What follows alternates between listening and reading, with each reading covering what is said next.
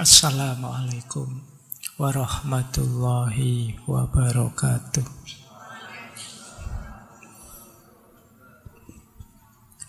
Bismillah, mari kita lanjutkan ngaji filsafat kita. Baik, sekarang ke filosofinya. Kalau tadi angsa, sekarang kita belajar tentang kepiting. Ada istilah crab mentality, mentalitas kepiting.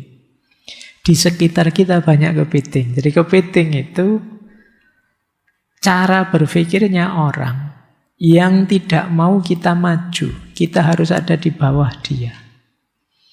Jadi istilah ini berawal dari satu eksperimen. Jadi nanti teman-teman boleh melakukan eksperimen ya, cuma syaratnya jadinya beli kepiting hidup. Jadi coba cari ember, nanti kalau ada beberapa kepiting jangan satu. Boleh banyak, lebih bagus. Jadi di eksperimen itu kepiting itu kalian taruh di ember yang agak dalam ya. Nanti semua akan berlomba-lomba naik ke atas. Tapi ya, cirinya kepiting itu, kalau dia lihat temennya lebih dulu, nyalip dia, maka dia akan narik teman yang sudah lebih atas itu ke bawah, biar jatuh.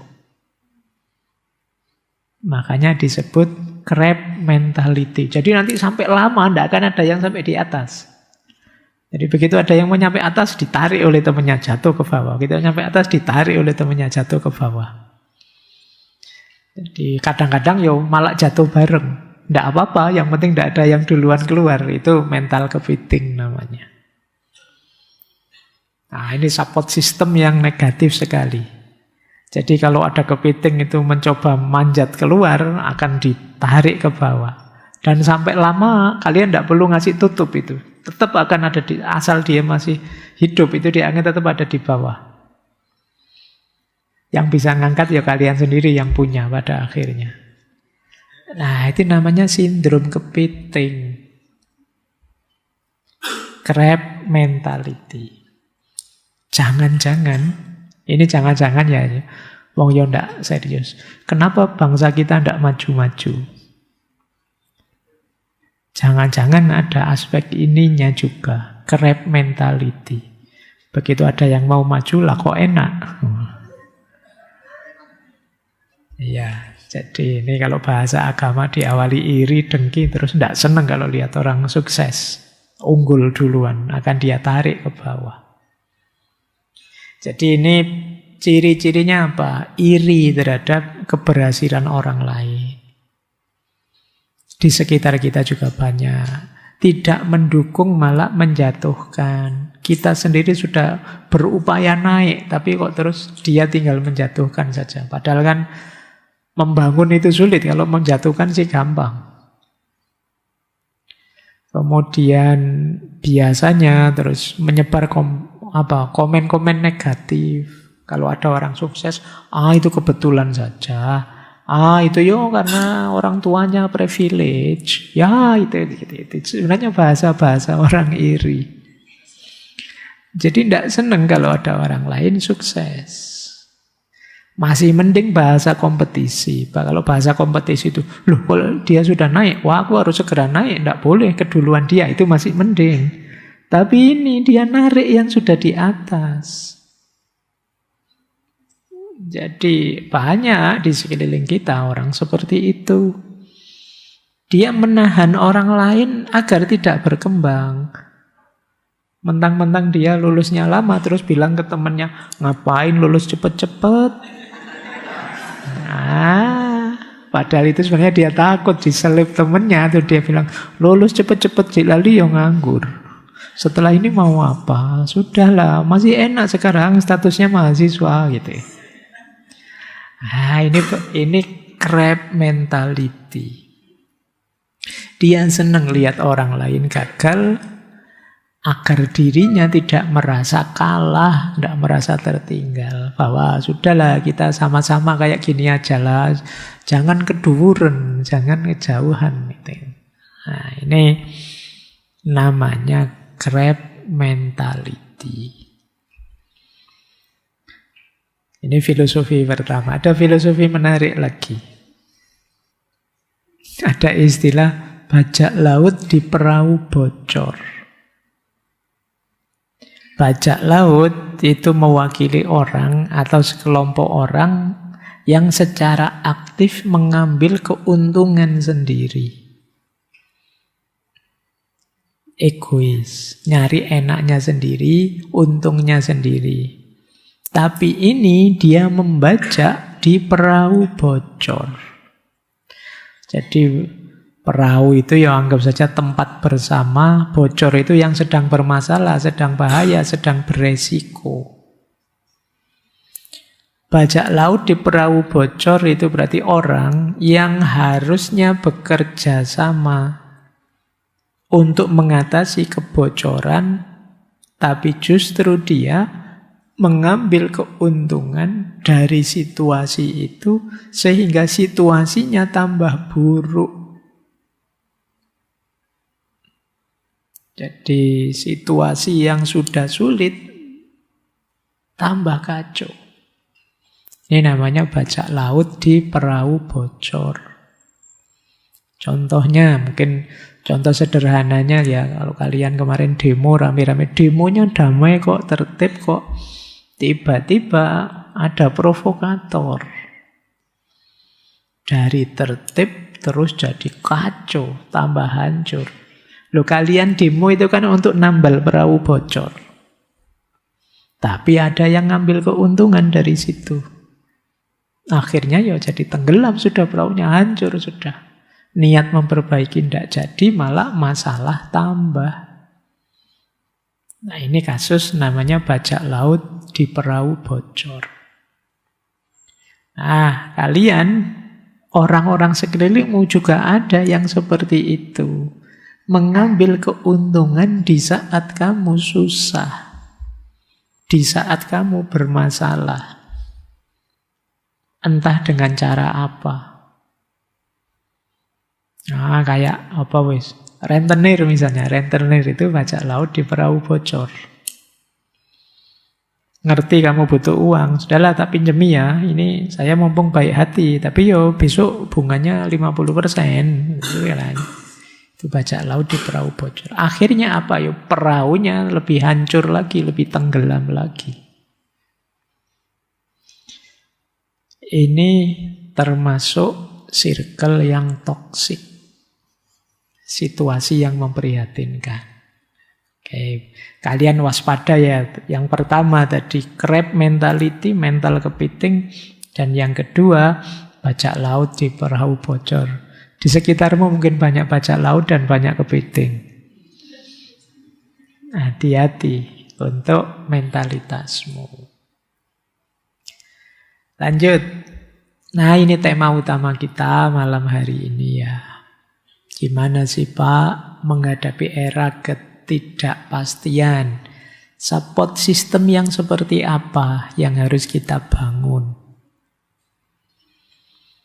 Hari ini yang pertama, ayo diawali dari mengenali diri kita sendiri. Apa yang saya butuhkan? Yang paling saya butuhkan, apa saya ingin didengar, apa saya ingin informasi, apa saya ingin skill ini, skill itu, belajar kemana, dan lain sebagainya. Berarti apa? Kalian harus punya tujuan yang jelas, sehingga kalian juga tahu apa yang kalian butuhkan untuk tujuan itu. Kalau sudah jelas yang kalian butuhkan, terus kalian rumuskan, berarti saya harus berelasi dengan siapa yang bisa mendukung tujuan saya. Nah, ini namanya membangun support system. Oh, Pak, saya itu sejak dulu cita-cita saya pengen jadi ulama, Pak, pengen jadi kiai, Pak, misalnya. Oh, berarti saya butuh belajar agama yang banyak.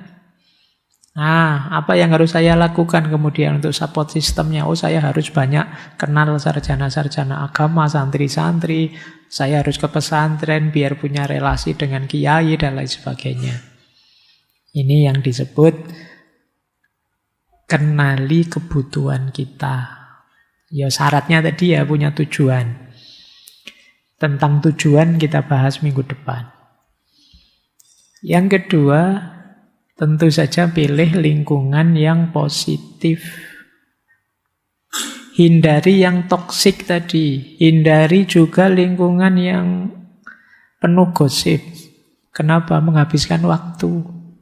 Tidak produktif. Atau terlalu menekan, terlalu kompetitif. Itu juga tidak bagus. Kita tertekan tiap hari juga tidak bagus. Yang serius tapi santai.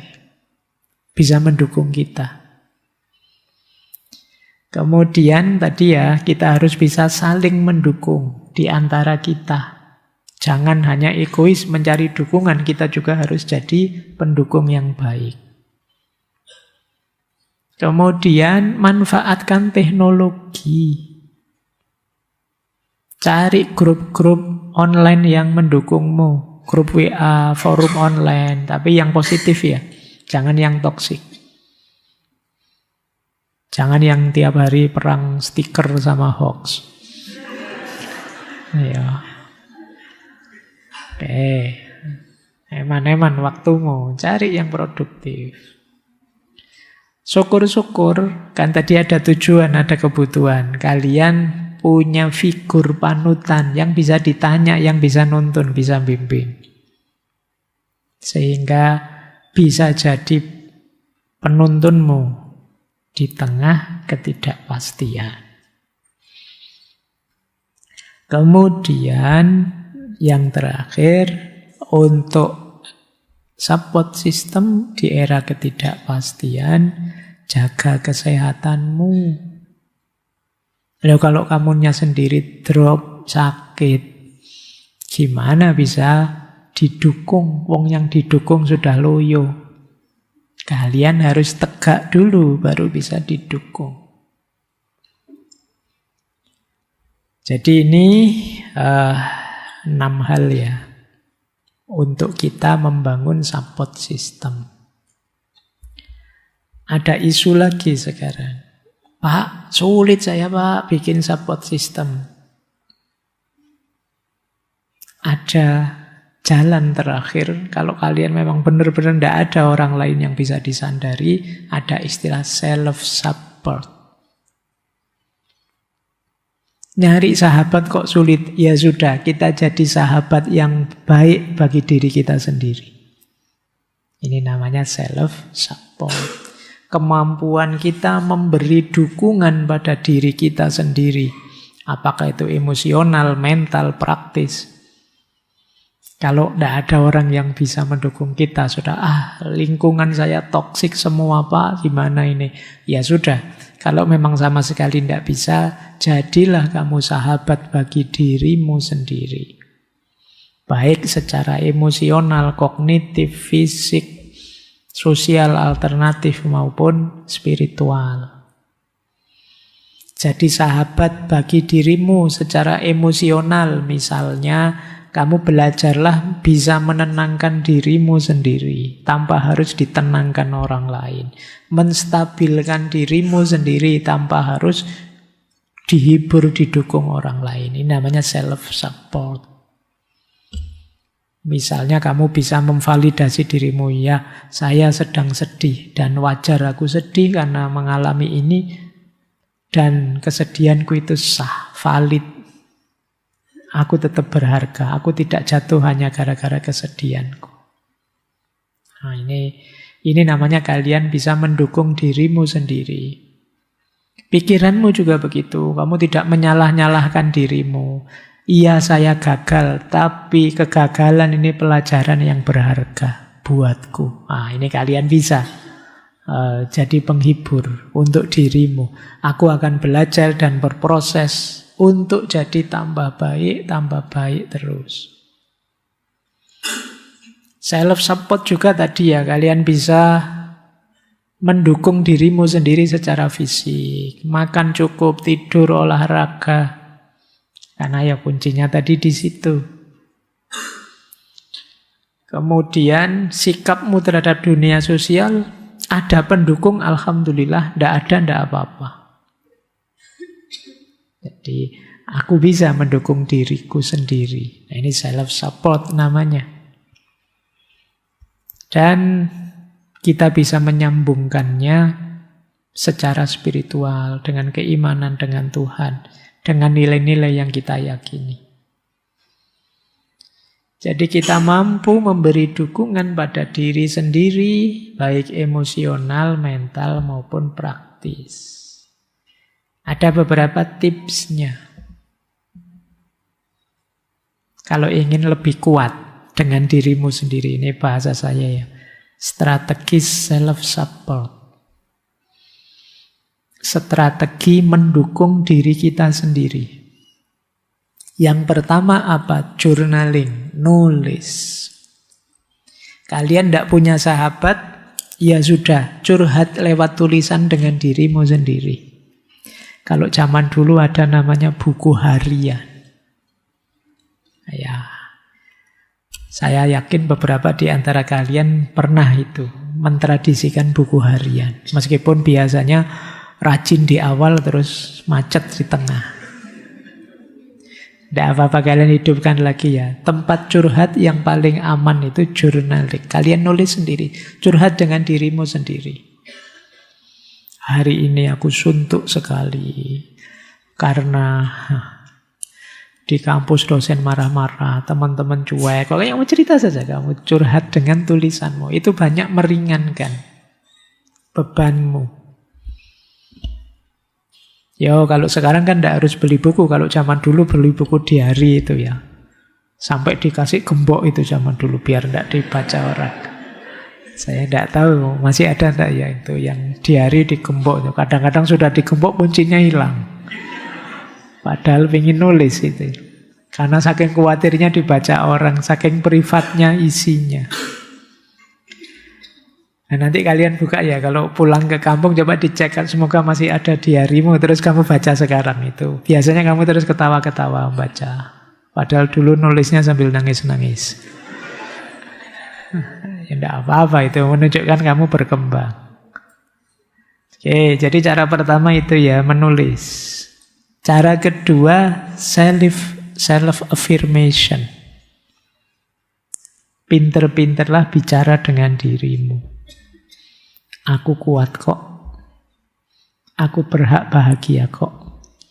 Nah, itu jadi kalau kamu merasa bersalah sama orang, wajar saja salah, tapi aku siap memperbaiki kok. Nah, ini self-talk yang positif untuk dirimu.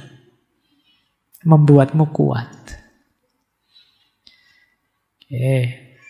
Kok teman-teman menjauhiku semua? Enggak apa-apa. Tanpa teman-teman pun aku masih bisa bahagia.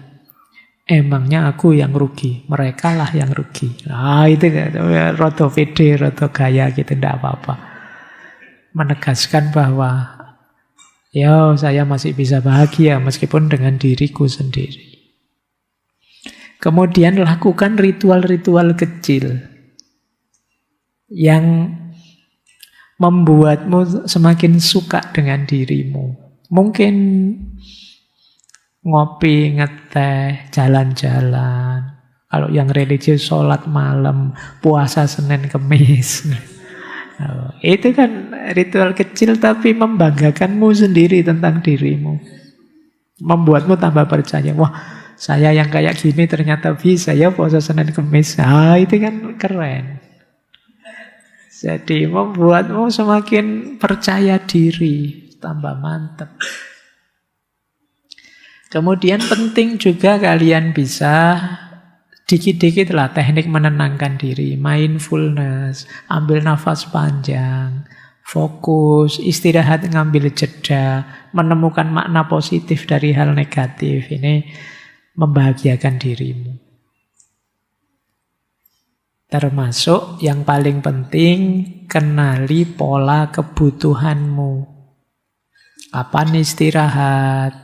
Kapan harus kerja keras, kapan bersosialisasi, kapan menyendiri. Biar kalian lebih tangguh. Karena rumusnya tadi kan sosialisasi ayo, sendiri juga siap. Nah, ini support sistemnya double. Tidak hanya dari luar, tapi dari dalam. Tidak hanya support system, tapi juga self-support. Ya, ini untuk membuat hidup kita tambah kuat, tambah tangguh. Baik. Support system yang sehat sudah, support system yang negatif sudah, self-support sudah. Sekarang isu selanjutnya. Kalau tadi kan kalian mencari dukungan. Sekarang kalian tidak boleh egois. Kalian juga harus jadi support system yang baik untuk orang-orang di sekelilingmu. Kalian harus jadi pendukung, tidak hanya mencari dukungan. Apa saja support system yang baik? Itu yang pertama, hadirlah sepenuh hati untuk orang-orang di sekitarmu. Jadi, active present. Kadang-kadang orang-orang di sekitarmu itu ya ingin ditunggui saja, ingin didengarkan saja. Ada kalanya kalau pas ketemu mereka, coba HP-mu dimatikan, taruh di tas, taruh di saku, perhatikan obrolanmu dengan dia. Kalau sedang nonton TV, ya TV-nya dimatikan. Ya, karena kadang-kadang kan jarang ketemu, begitu ketemu masing-masing menatap HP-nya sendiri-sendiri. Jadinya pertemuannya tidak berkualitas. Maka active present. Tunjukkan bahwa aku siap hadir untukmu. Itu menurut saya penting. Tunjukkan bahwa aku siap membantumu kalau aku mampu. Yang kedua, lebih banyak dengarkan. Karena saya tahu kebanyakan kita kalau ada temennya curhat, kesusu pingin menasehati. Temennya yang curhat baru ngomong satu kalimat, nasihatmu sudah 3 paragraf. Kamu harusnya begini, yang sabar, yang panjang nasihatmu. Padahal mereka itu cuma ingin cerita, mengeluarkan apa yang ada di hati mereka. Lah kalau tidak kamu beri waktu, tidak kamu beri ruang, gimana mereka bisa cerita? Kadang-kadang mereka tidak cari solusi. Kalian cukup mengulang saja yang disampaikan. Oh, berarti kamu sedih ya karena ditinggal oleh mantanmu yang sekarang. Wah, saya dulu juga pernah gitu, sedih juga kok rasanya. Jadi temenmu mungkin seneng. Tidak harus nyari solusinya. Wah, kamu harusnya tetap sabar. Ambil iktibar dari pelajaran tadi. Wah, sekali. Kemantepan. Ya. Kamu menasehati panjang lebar. Padahal kalau kamu sendiri ngalami juga puyeng. Karena apal teorinya saja sih.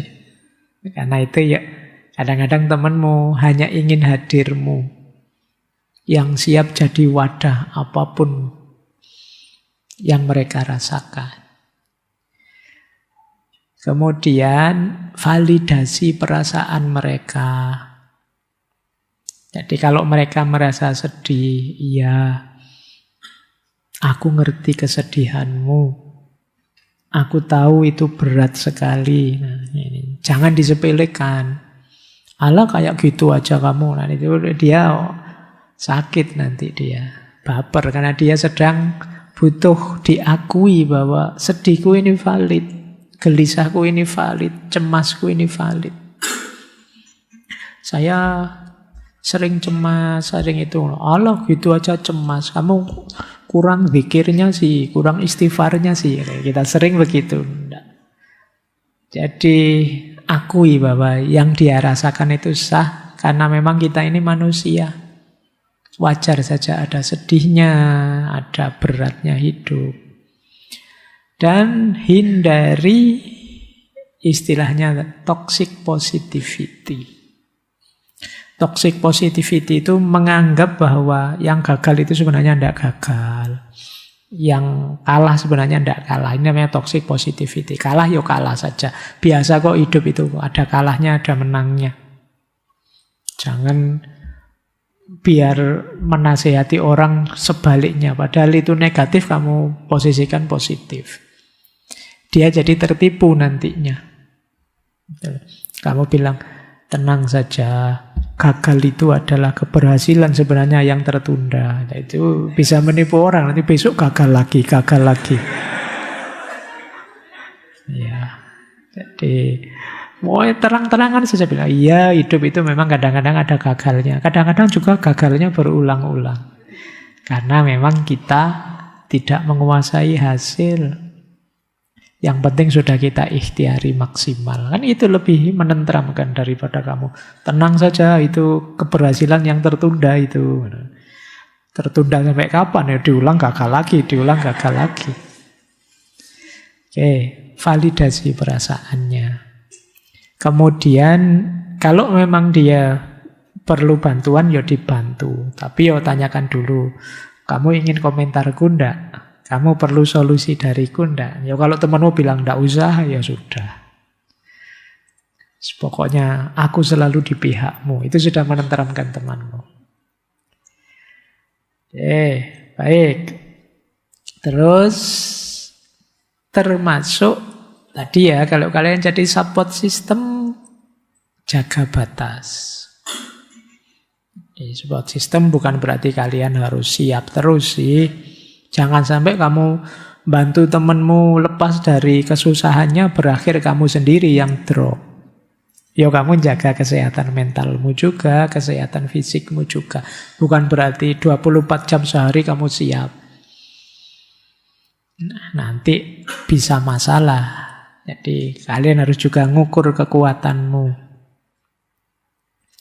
Kemudian pastikan kalian aman. Jangan menghakimi, jangan menggosipkan bahan yang kalian dapat, apalagi membocorkan ceritanya kemana-mana. Orang sudah percaya padamu, makanya dia cerita. Hargai itu dengan merahasiakannya. Meskipun dengan isyarat jangan. Kadang-kadang kan kita itu gaya. Kalau teman yang itu, aku tahu rahasianya.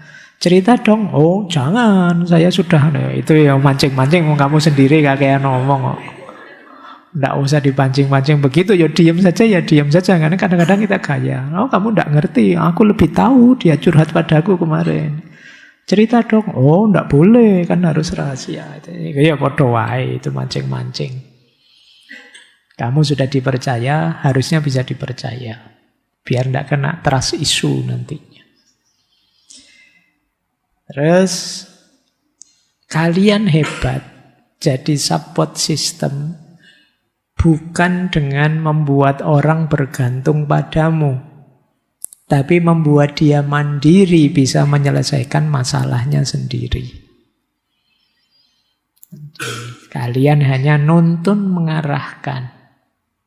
Jadi, kamu menguatkan dia, aku percaya engkau bisa. Aku selalu di pihakmu, aku mendampingimu terus, ayo berjuang. Nah ini, biarkan dia mandiri menyelesaikan masalah, bukan kamu yang menyelesaikan masalahnya. Engkau hanya supportnya, pendukungnya. Karena kalau kalian yang menyelesaikan, nanti lama-lama dia tergantung. Tidak jadi mandiri. Berarti kalian bukan support system yang baik. Terus, yang terakhir, support system yang baik itu jangan nekat. Kalau sangat berat, yuk sarankan, yuk ke terapis, yuk ke psikologi, yuk. Kalau memang problemnya berat, jangan memaksakan diri jadi penyelamat. Nanti kamu ingin menyelamatkan dia, malah ngerusak dia.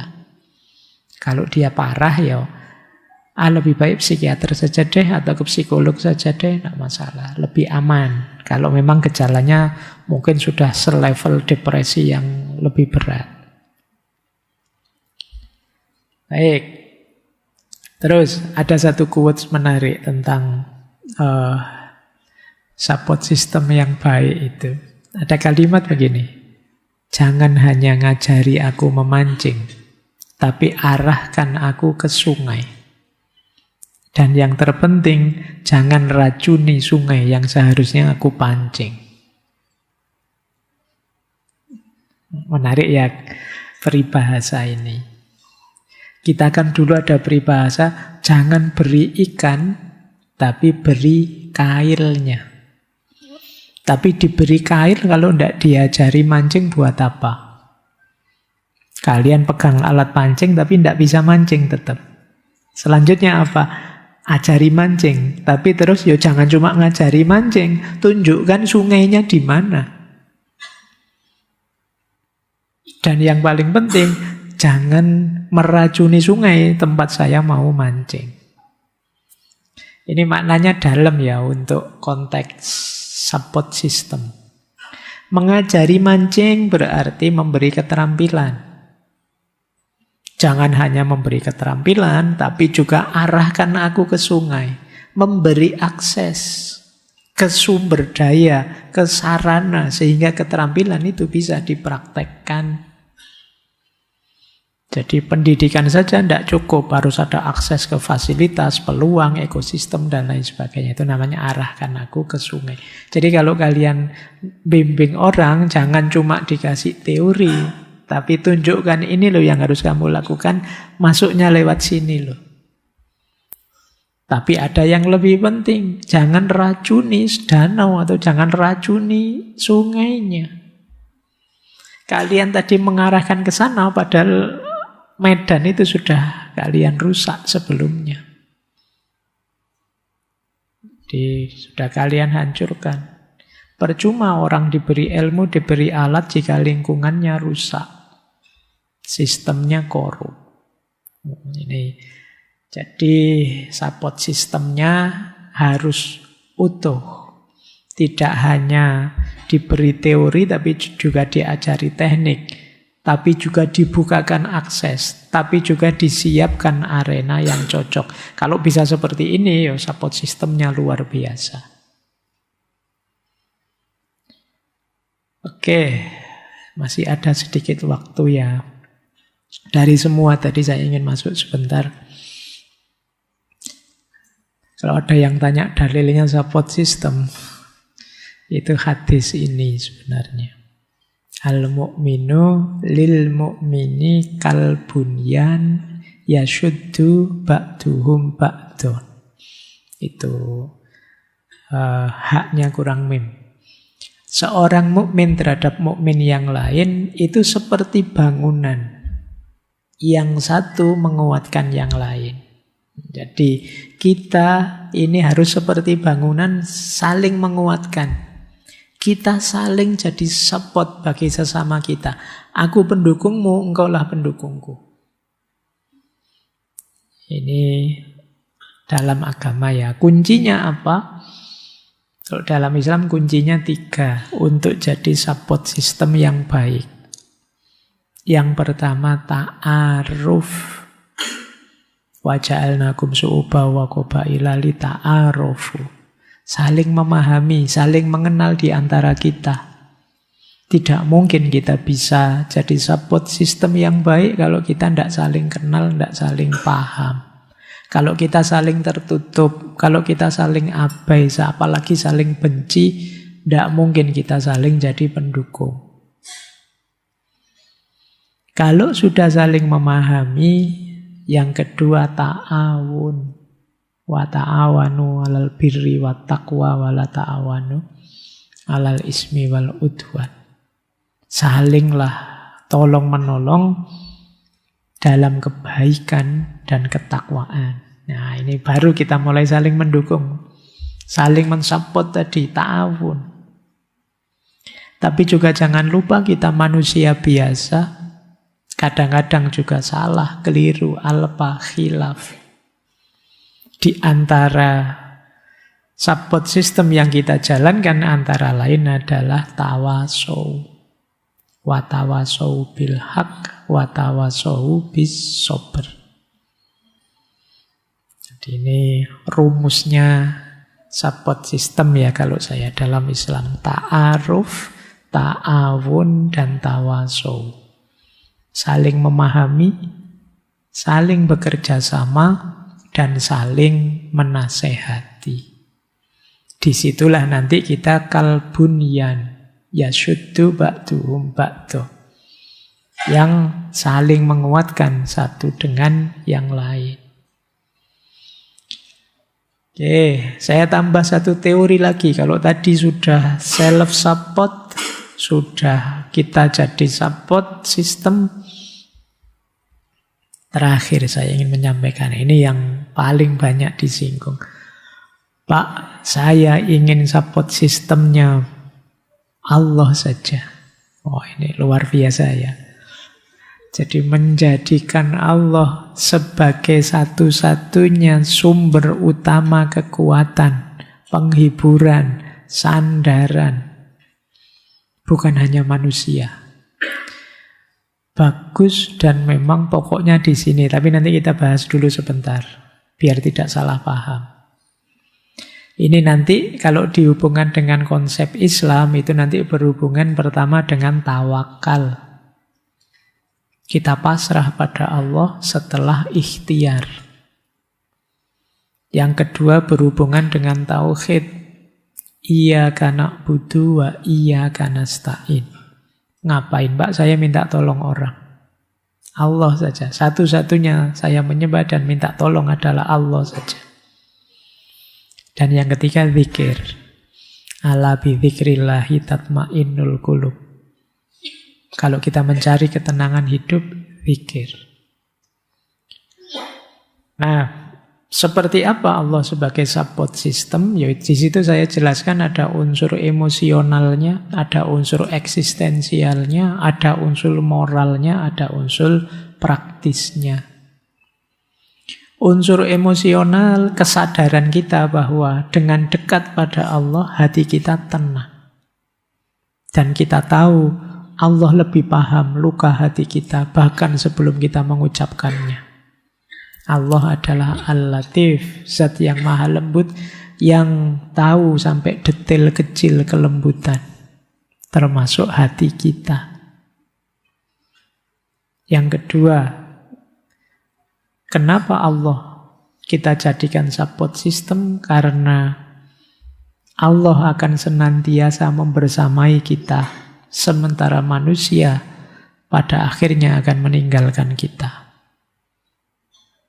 Jadi lebih pokok, lebih ultimate.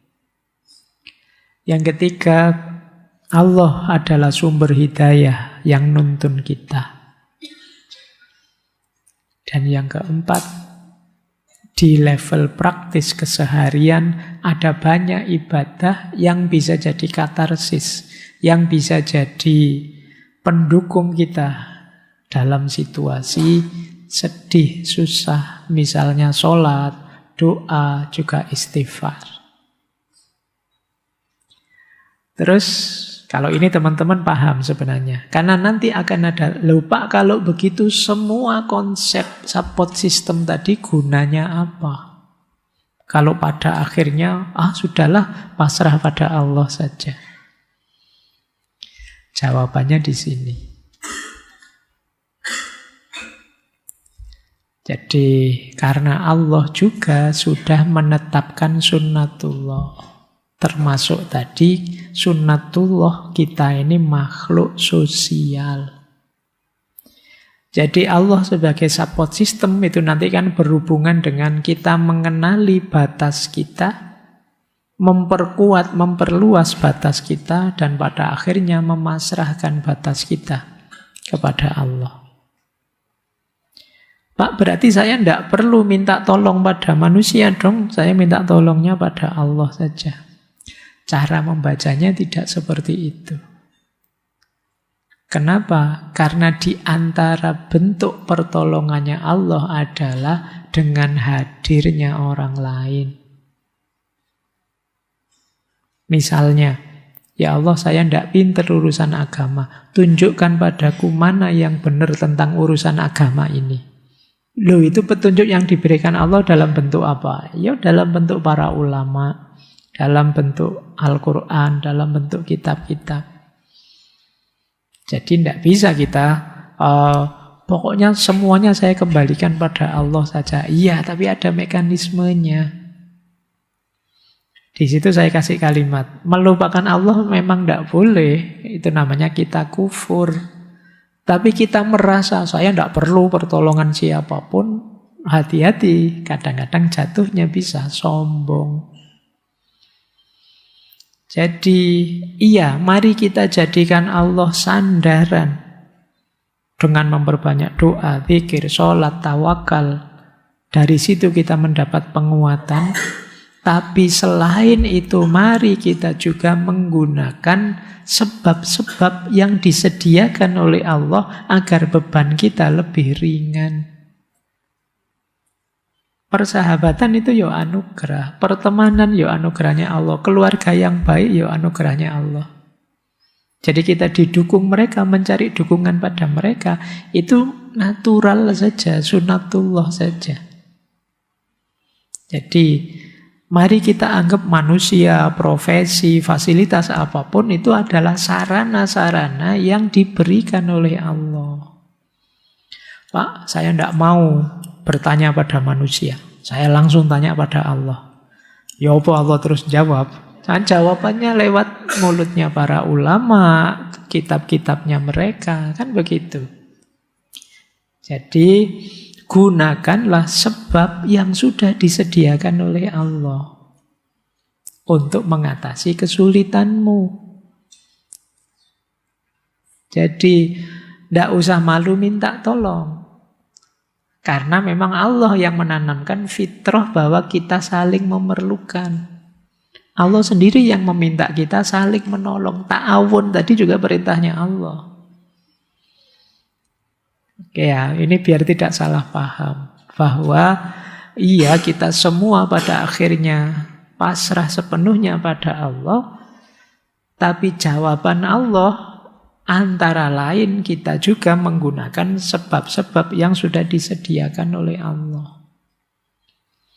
Ada satu cerita sufistik yang menarik.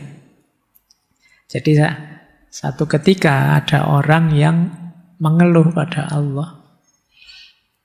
Ya Allah, bagaimana katanya Engkau Maha Penyayang? Di sana ada orang miskin, di sana ada orang sengsara, di sana ada banjir. Mengapa Engkau tega? Kenapa Engkau tidak memberi solusi terhadap problem kesulitan itu? Ya karena ini anekdot. Terus Allah jawab, lu sudah. Apa ya Allah solusimu terhadap problem ini? Loh, dengan aku menciptakanmu itu. Yang akalmu sehat bisa mikir. Yang kekuatanmu lengkap bisa memberi kontribusi sumbangan. Jadi ya dengan menghadirkanmu dengan segala kemampuanmu itu juga solusi dari Allah. Dengan keragaman kemampuan kita semua, saya ngerti filsafat, kalian ngerti teknik, di situ kita jadinya saling membantu. Ini yang disebut sunnatullah. Iya, kita kembali pada Allah semuanya. Kalau tidak ke sana namanya kita kufur. Tapi solusi hidup ini juga diberikan oleh Allah dalam bentuk sunnatullah. Maka minta tolong pada orang lain itu sunnatullah. Menolong orang lain itu ibadah. Kalian ketika berposisi sebagai support system, ibadah. Menolong orang. Ketika kalian memerlukan support system, itu wajar alami. Itulah sunnatullah karena kita manusia banyak kekurangan, perlu dukungan dan bantuan orang lain. Kalau sudah semua ikhtiar dijalankan, pada akhirnya puncaknya support system adalah Allah saja.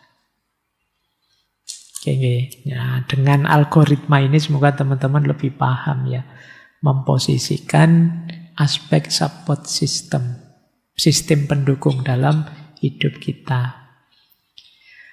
Makanya mulai sekarang, mulai dicari ya, karena seperti yang saya bilang tadi, kuncinya keberhasilan hidup kita di masa depan antara lain ada sistem pendukung yang kuat. Kalau sudah ada, manfaatkan, bersyukurlah. Kalau belum ada, carilah. Kalau tidak ketemu, buatlah, bangunlah. Kerjasamalah dengan yang lain.